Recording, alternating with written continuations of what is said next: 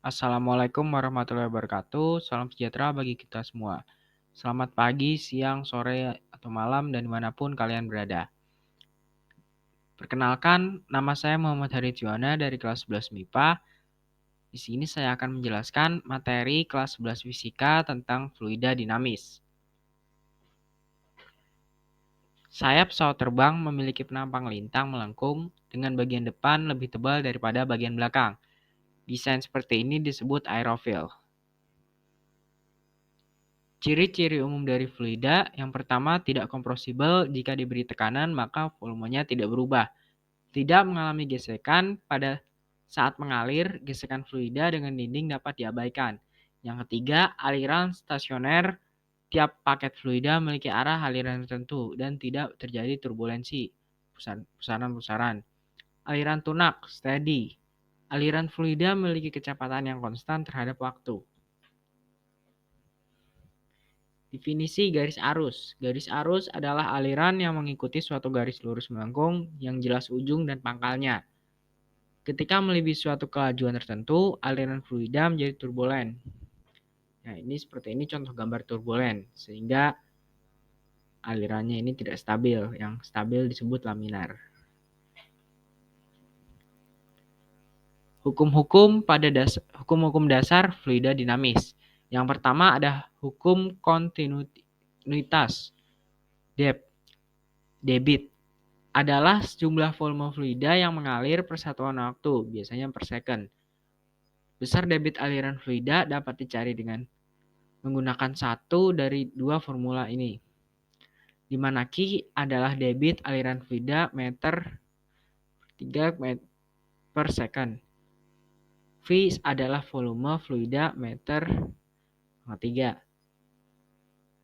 T adalah selang waktu second. A adalah luasan penampang aliran meter kuadrat. V adalah kecepatan aliran fluida meter per second. Persamaan kontinuitas, karena fluida tidak mampu dimanfaatkan inkompresibel, maka aliran fluida di sembarangan titik sama. Jika ditinjau dari dua tempat, maka debit aliran 1 sama dengan debit aliran 2. Ya, ini ada rumusnya. Q sama dengan delta V per T, delta T sama dengan A kali V delta T per delta T sama dengan A kali V. Yang kedua ada hukum Bernoulli. Jumlah dari tekanan serta energi kinetik dan energi potensial tiap volume yang berada di setiap titik aliran fluida adalah sama. Hukum Bernoulli ini diturunkan dari hukum kekekalan energi mekanik. Energi mekanik sama dengan energi kinetik ditambah energi potensial. Berdasarkan rumus kekekalan energi mekanik tersebut, ketika dihubungkan dengan tekanan, maka akan berlaku persamaan berikut. Tekanan ditambah energi kinetik ditambah energi potensial sama dengan konstan. Dari persamaan di atas, massa yang disimbolkan dengan M bisa disubstitusikan dengan massa jenis atau yang disimbolkan dengan pada kedua ruasnya. Maka jadilah persamaan hukum Bernoulli seperti di bawah ini. P1 sama dengan tekanan pada ujung pipa 1, satuannya Pascal. Nah, yang P2 sama dengan tekanan pada ujung pipa 2, yang satuannya juga Pascal. 1 sama dengan massa jenis fluida 1, 2 sama dengan massa jenis fluida 2. Ini seharusnya rho 1 sama dengan massa jenis fluida 1, rho 2 sama dengan massa jenis fluida 2. V1 sama dengan kecepatan aliran fluida pada pipa 1 satuannya meter per second. V2 sama dengan kecepatan aliran fluida pada pipa 2, satuannya meter per second. G sama dengan gravitasi. H1 sama dengan ketinggian penampang pipa 1, satuannya meter. H2 sama dengan ketinggian penampang pipa 2, satuannya meter. Nah, ini ada rumusnya. P sama dengan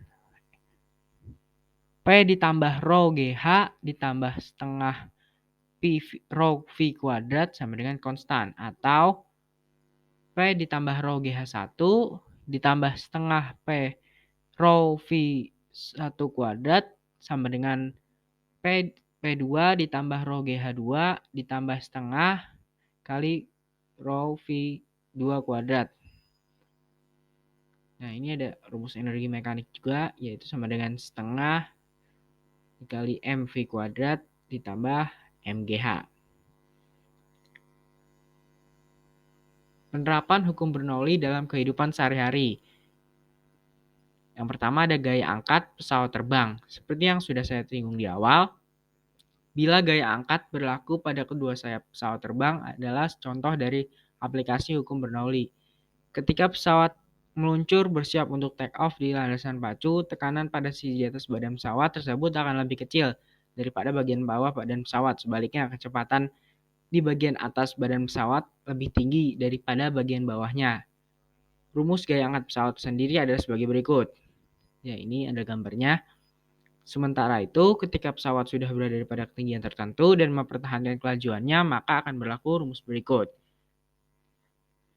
F1 dikurangi F2 sama dengan setengah rho kurung buka V2 per V2 kuadrat dikurangi V1 kuadrat kurung kali A. Keterangannya F1, F2 itu sebagai gaya angkat satuannya Newton. F1 gaya pesawat arah ke bawah. F2 gaya pesawat ke arah atas. Rho sama dengan massa jenis udara. V1 sama dengan kecepatan pada bagian atas sayap pesawat, satuannya meter per second, dan V2 kecepatan pada bagian bawah pesawat, satuannya meter per second. A sama dengan luas penampang pesawat, satuannya meter kuadrat. Contoh penerapan hukum Bernoulli yang kedua adalah penyemprotan parfum. Prinsip kerja pada alat penyemprot adalah dengan memaksa udara keluar dari pompa atau bola karet yang termampatkan sehingga menghasilkan semburan udara melalui lubang sempit atau lubang silinder yang memanjang ke bawah dan masuk ke dalam cairan parfum. Lalu kemudian ada venturimeter, adalah sebuah alat yang berfungsi untuk mengukur debit aliran fluida dinamis yang mengalir di pipa dengan mengandalkan hukum Bernoulli. Venturimeter berbentuk seperti pipa di mana bagian tengahnya menyempit lalu kemudian melebar kembali. Ya, ini ada contoh gambarnya. Terus yang terakhir ada tabung pitot, yaitu alat yang berfungsi untuk mengukur kelajuan aliran fluida dinamis dengan cara mengukur perbedaan tekanan aliran dengan tekanan statisnya. Ini ada contoh gambarnya. Nah, kemudian ada aplikasi hukum Bernoulli pada hewan. Bagaimana ikan mengapung dan melayang, tenggelam di dasar air. Kebanyakan ikan memiliki swim bladder, kantong renang, yang mirip gelembung dan berisi penuh gas. Swim bladder bekerja seperti tangki pemberat pada kapal selam. Ikan dalam mengubah ukuran swim bladder dengan cara mengendurkan atau mengencangkan otot-ototnya sesuai keperluan ikan, mengapung, melayang, atau tenggelam. Ini ada contoh gambarnya. Dan sekian saja penyampaian materi saya hari ini.